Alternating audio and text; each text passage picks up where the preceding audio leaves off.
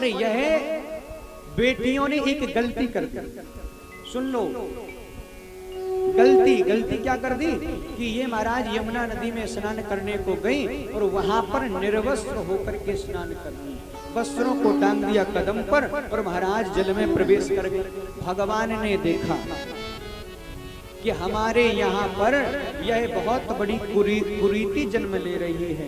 अगर व्रत के समय में अगर बालिकाएं अभी से महाराज निर्वस्त्र होकर के स्नान करते रहे तो फिर महाराज यह नियम ही बन जाएगा। तो इस कुरीति को हटाया जाए। तो हटाने के लिए भगवान ने महाराज इनके वस्त्रों को चुरा लिया, वस्त्रों को चुरा करके अलग रख लिया।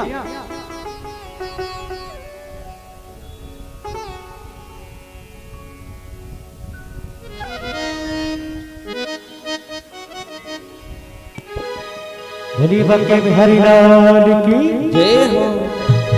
सांस आती है सांस जाती है, सिर्फ मुझको इंतजार तेरा, आंसुओं की घटन पी के अब तो कहता है यही प्यार मेरा। मेरी गिरधर तू ही सहारा है, मेरी मैया तू किनारा, मेरी मैया तू किनारा, एक सहारा मेरी मैया तू किनारा।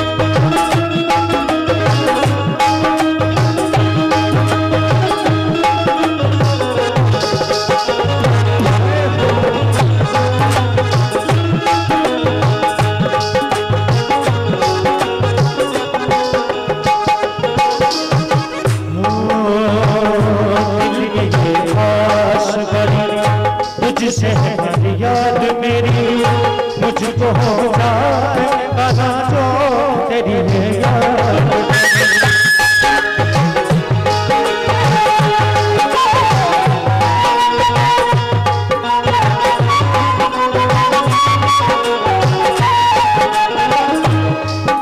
मेरे साथ मेरा रहा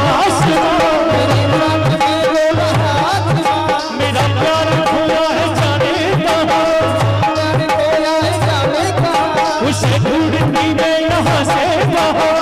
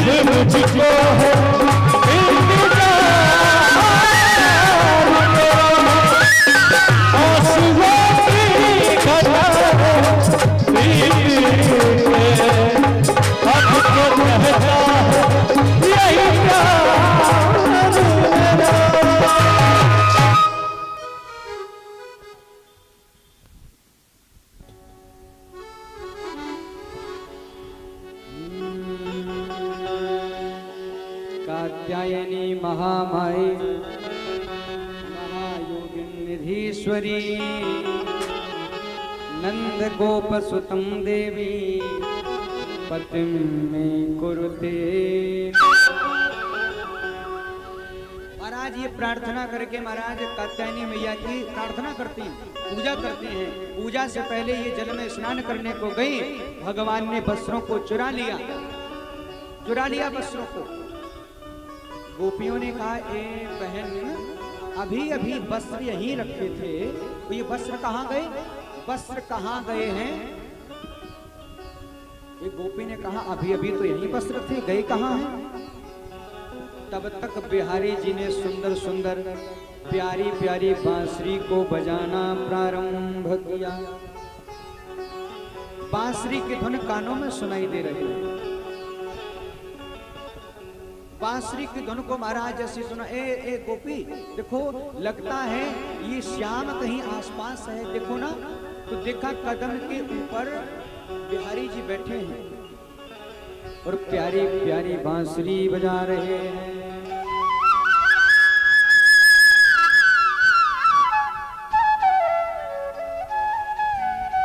गोपी ने कहा, देखो वो बैठा है छलिया श्याम और अपने कदम के डालियों पर हमारे वस्त्रों को टांगे हैं। बिहारी जी से कहा, श्याम वस्त्रों को तो हमारे। बिहारी जी ने कहा, ये तुम्हारे वस्त्र नहीं है, ये हमारी कदम फूल दे रही है, फूली हुई है कदम। गोपियों ने कहा, बिहारी जी हमारे वस्त्र दे दो। अच्छा, चारों वर्णों की गोपियां हैं, चारों वर्णों की गोपियां, और चारों वर्णों की गोपियां महाराज बिहारी जी से प्रार्थना करते। ब्राह्मण वर्ण की महाराज जो गोपियां, उन्होंने कहा, अच्छा देखो परिस्थिति ब्राह्मणों है ना, आप बोलो कि महाराज हमारे पूर्वजों पर बोलो, तो चाहे महाराज कैसे भी हो, लेकिन अच्छी अच्छी बातें निकाल के आपको सुना देंगे। ब्राह्मणों का कार्य बुरे में से भी अच्छा ही देखना होता है। तो ब्राह्मणों का जो गुण होता है, उसी गुण के कारण वशीभूत होकर के वो ब्राह्मण गोपियां कह रहे हैं, ये बिहारी जी तुम्हारे तो दादा परदादा पुरखे सभी लोग बहुत महाराज भगवान की पूजा पाठ करने में विश्वास और धर्मात्मा सत्यवक्ता थे, तो तुम भी बड़े धर्मात्मा हो, तुम्हें स्त्रियों के घाट में नहीं आना चाहिए, तुम हमारे वस्त्रों को दे दो। बिहारी जी ने कहा, नहीं नहीं हम देने वाले नहीं। अब ब्राह्मण के बाद जो क्षत्रिय गोपियां थी, अब उन्होंने अपने तरीके से कहा कि मीठी मीठी बातों से बात नहीं बन रही है। क्षत्रिय गोपियों ने कहा, ए बिहारी जी समझ में नहीं आ रहा है तुम्हें, वस्त्रों को तुरंत दो, निकालो तुरंत, और अगर तुमने नहीं कहा तो नंद बाबा से जाकर के हम शिकायत करेंगे। बिहारी जी ने कहा, चली जाओ, अब वहीं चली जाओ। बात नहीं बनी। वैसे शूद्र गोपियों ने कहा, सेवा भाव से कहा, हे बिहारी जी हम तो आपके चरणों की दासी हैं, आप हमारे वस्त्रों को दे दो। बिहारी जी ने कहा, एक शर्त पर हम वस्त्रों को दे देंगे। अब जो ये शर्त रखी ना भगवान ने, ये शर्त ही ये चीर हरण नीला का सार है। आपने शर्त को नहीं सुन पाया, बात पूरी बिगड़ जाएगी। इस कथा का मतलब आपने कुछ नहीं सुना, इसका मतलब ये हुआ। सुन लो, भगवान ने ये कहा, गोपियों तुम ये बताओ कि तुम हमारे सामने निकल क्यों नहीं रही हो जल से। अरे कहा, प्रभु आप पुरुष हैं, हम स्त्री हैं, हम आपके सामने नहीं निकल सकते।